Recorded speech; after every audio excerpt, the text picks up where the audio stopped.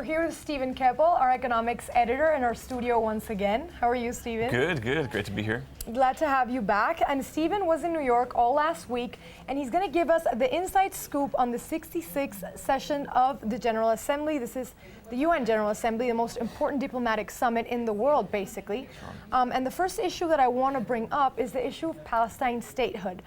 This is an issue that got a lot of press. President Mahmoud Abbas of Palestine requested that Palestine have a permanent seat at the UN on Friday. Mm-hmm. So what was the stance basically by the Latin American countries on this issue? Sure. Yeah, as you say, this was one of the biggest issues during the week. It was interesting to see the different perspectives of the Latin American presidents when they spoke. The two most important probably were Colombia and Brazil, both of which are on the Security Council this year and have a vote in this issue. Colombia was basically siding with the U.S. and said they would either abstain or vote against a motion for Palestinian statehood, whereas the Brazilians were very much in favor of voting for Palestinian statehood through the UN. So it's interesting to see this dynamic. Obviously, Colombia and Brazil, have close relations, but Colombia was kind of showing its alliance and its close relations with the United States, whereas Brazil was kind of going out on its own, followed by a couple of others in the region. Okay, and of course we had Obama also saying that he was for, Palestine statehood, but that he preferred this to be a solution that came about through direct negotiations with Israel instead of via any UN sort of vote. So on the issue of Latin American countries' leadership at the UN, did we witness any change, in the way that they were voting, that they were presenting themselves to the world?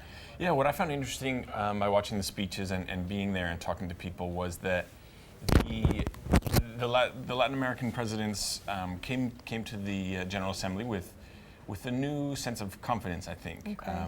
The U.S. and European economies are really struggling. There's, political uncertainty in both in the U.S. and in Europe, and the Latin Americans came and they talked a lot about, what's going on in their countries and their region, but also were really asserting themselves globally on issues like climate change, the Palestinian issue, and a number of other things. The environment was a key theme mentioned by Brazil and also Mexico and Argentina and even Colombia.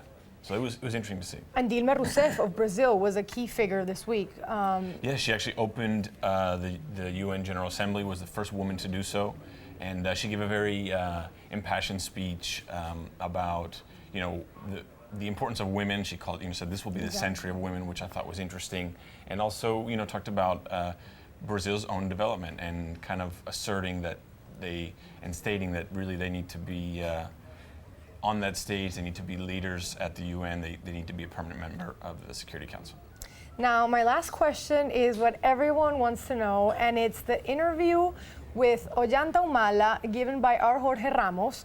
And there was a lot of controversy during this interview. Humala got very tense after Jorge asked him whether or not he was considering, to be reelected in Peru.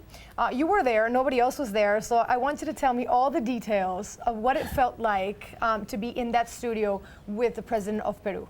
Sure. I was helping to organize the interview for Al Punto, and throughout most of the interview, things were going as planned. I think the president and his team had just arrived in the morning, had been on some meetings. They told us they had just met with former President Bill Clinton, okay. And that they seemed a bit tired, and I think that maybe was part of the reason for his response to the question about re-election. But yeah, the first part of the interview seemed to be going pretty normal, and then on our side we could actually only hear the response of President You Humala. couldn't hear Jorge Ramos on your side? No, so you could sort of tell that his answers were getting a bit terse, and you could see him get a little bit frustrated. So you could sense that something was going on, and then of course after the interview was over, there was definitely some tension in the small studio that we have in New York. So it was interesting, and I think it was a great question, and I think the interview ended up turning out very well. But it was definitely interesting to be there and to meet the president and his team. And of course, Humala doesn't want to be compared in that regard with Hugo Chavez when really Jorge wanted to know whether or not he was going to follow in his footsteps and follow the Hugo Chavez playbook in terms of re-election. It was a very valid question. Yeah, I think it seemed like it, and I think what they didn't realize as well was that this is for the U.S. audience. You know, there's not a lot of people that, you know, it's not just Peruvians, you know, that understand the situation. Mm-hmm. It's a lot of other Latinos in the U.S. that maybe don't know exactly what's going on in Peru. So I thought it was a valid question. I thought it was also interesting, and I wrote a little bit about this week on our Tumblr page. He was very much in New York, and I mean in our interview, but also during his time in New York, talking to businesses, talking to investors, leaning a little bit more toward Wall Street, and I thought that was surprising as for a leftist Latin American president. So he was definitely striking. Making a difference between himself and Chavez, and I think the answer or lack thereof an answer to the question about re-election, raised some eyebrows. Speaks to that for sure. Yeah. So for more posts, exclusive video, tweets, and expert analysis, please follow us on our Tumblr page and Twitter account @Univision News. Thanks very much.